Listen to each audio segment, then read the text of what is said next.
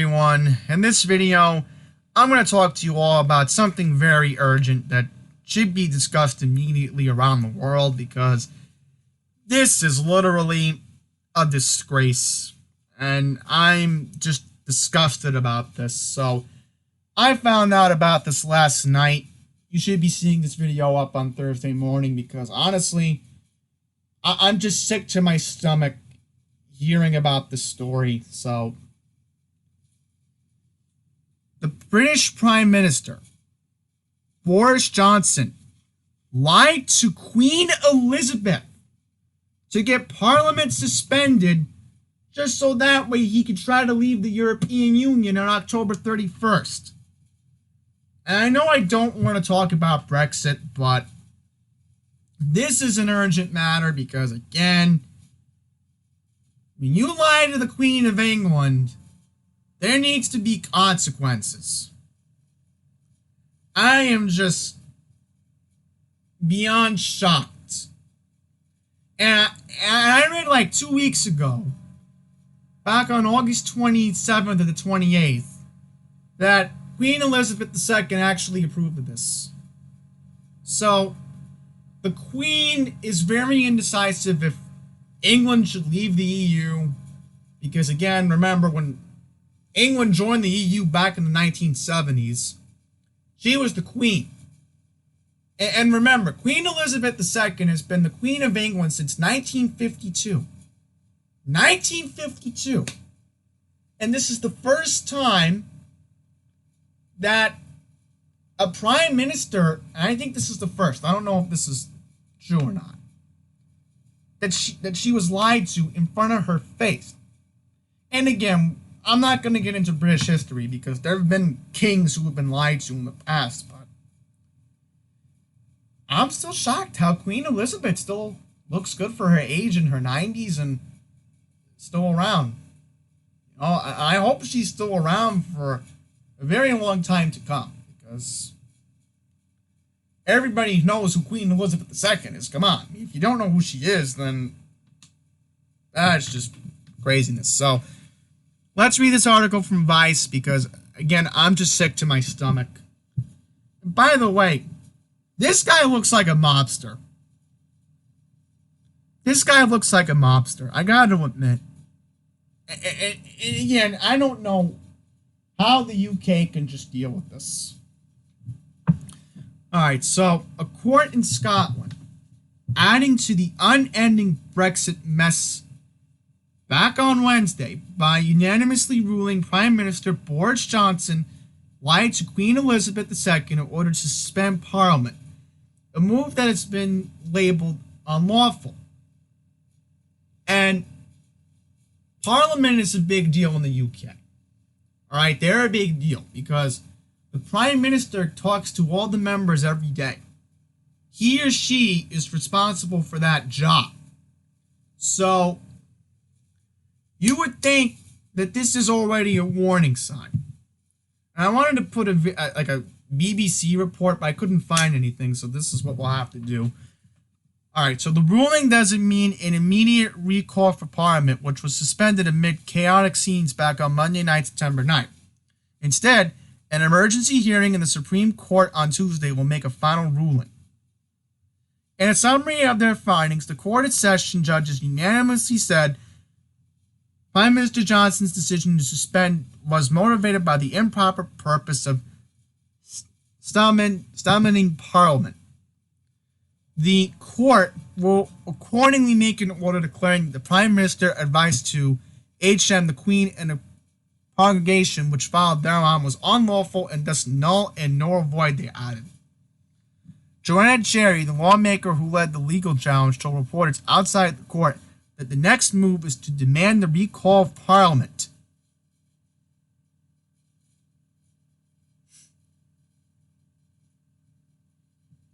This is just, again, craziness. However, barrister Joan Morrigan, whose Good Law Project funded the legal challenge, tweeted that the effect of the decision is that Parliament is no longer prorogued.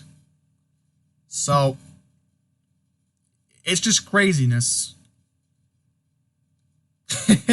And I have a funny article. It says, the Prime Minister is so unpopular that his own brother just quit. You know what's crazy? I'll mention this. Trump actually likes this guy. That's right. The President of the United States actually likes this guy. So that's how dysfunctional things are in the UK. Yeah, and it says Monaghan, right? This is the guy. Yeah, Monaghan. Here we go. So, let me figure this out. The Prime Minister mustn't treat Parliament as an inconvenience. He is relieved that his understanding of the functioning of the democracy of the UK that allows Parliament to exercise valid constitutional role has been vindicated by Scotland's highest court. Downing Street said it was disappointed by the ruling that was made on Wednesday, September 11th, adding that the UK government used to bring forward a strong domestic legislative agenda. Proroguing Parliament is the legal and necessary way of delivering this. The Edinburgh Appeals Court overturned a ruling by the same court last week that said Johnson's suspension was unlawful. A court in London also had ruled that Johnson's suspension was unlawful as well. So, this is going to be craziness.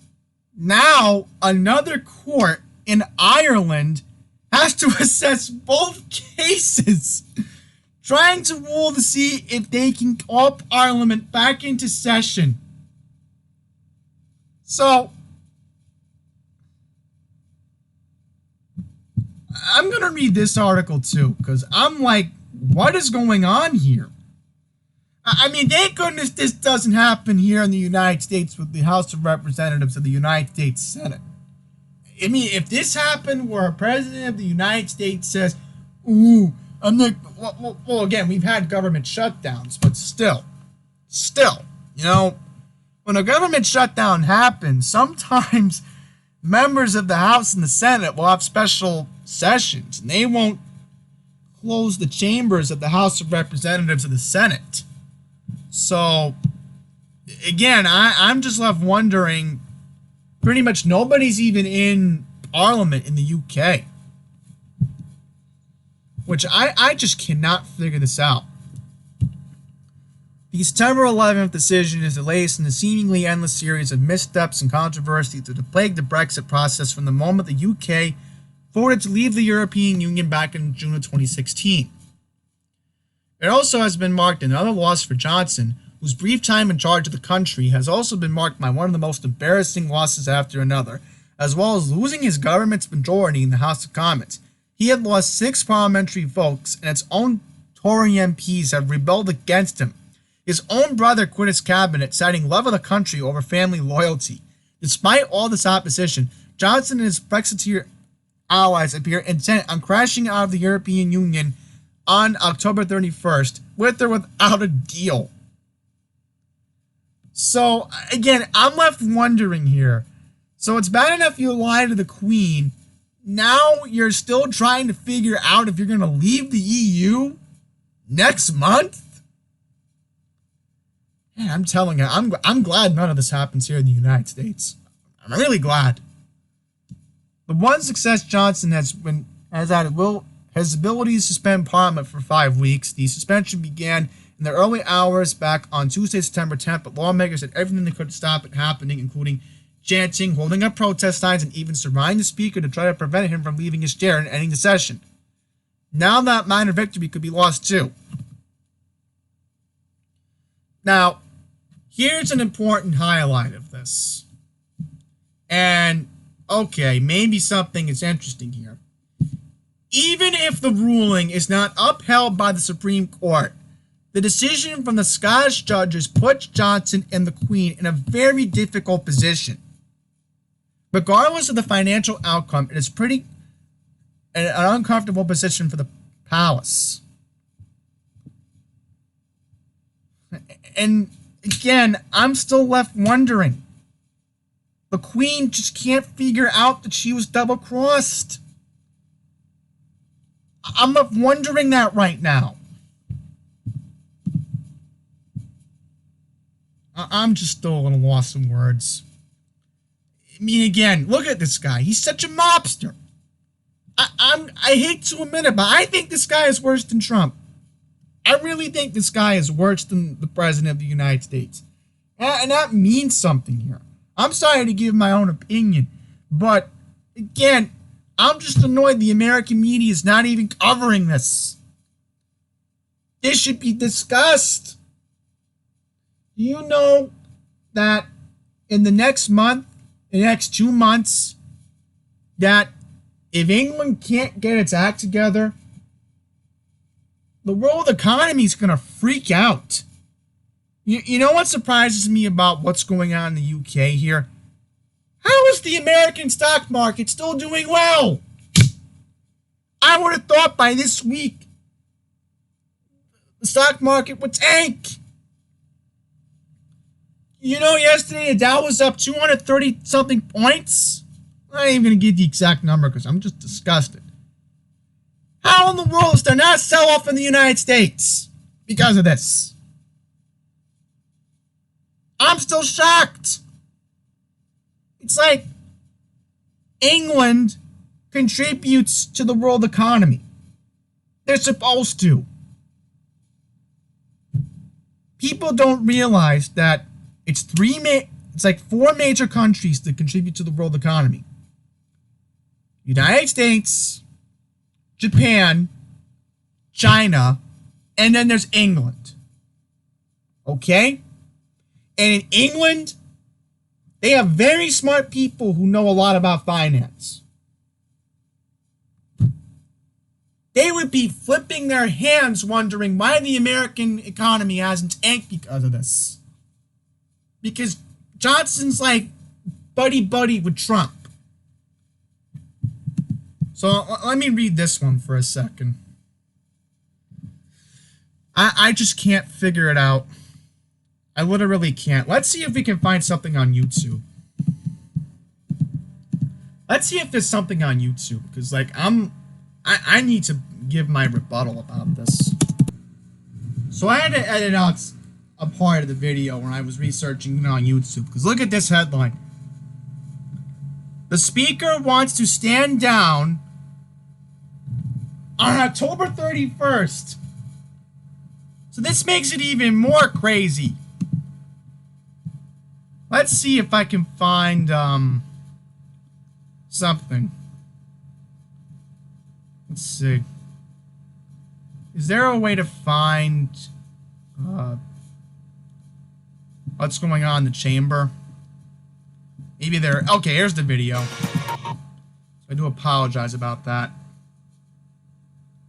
And this is what makes it crazy, is that, again, how in the world does this happen? I'm still left wondering that right now. Let's see.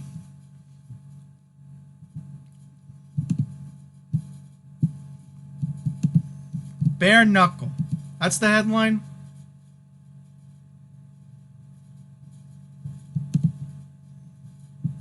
Let's see if I can find it. Fight over Brexit. Let's see if something comes up. And when was this article even written?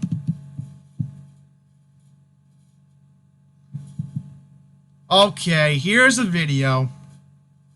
I'm going to play the video right now, so let me just pause it. This is from CBS, so let's play it from here. Parliament in the world's oldest democracy saw a pitched battle this week between Britain's Prime Minister and his own lawmakers. Not a good start, Boris. Boris Johnson has vowed to take Britain out of the European Union by Halloween, with or without a trade agreement. But many members of Parliament are frankly terrified of this so-called no-deal Brexit. Afraid that it would cause chaos and even food shortages, they rebelled. And today tied the Prime Minister's hands with a law that takes the no-deal option off the table. The ayes have it. Johnson retaliated and expelled from his own party all the MPs who'd crossed him, including Winston Churchill's own grandson, Nicholas Soames.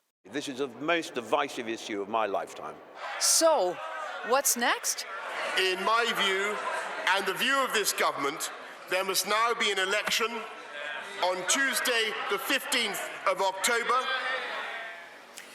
Now, the atmosphere here is so poisonous that it looks tonight as if Parliament is now going to try and stop the Prime Minister from having an election, which has caused anger and frustration, as you can imagine, Nora, but if anything, even more confusion.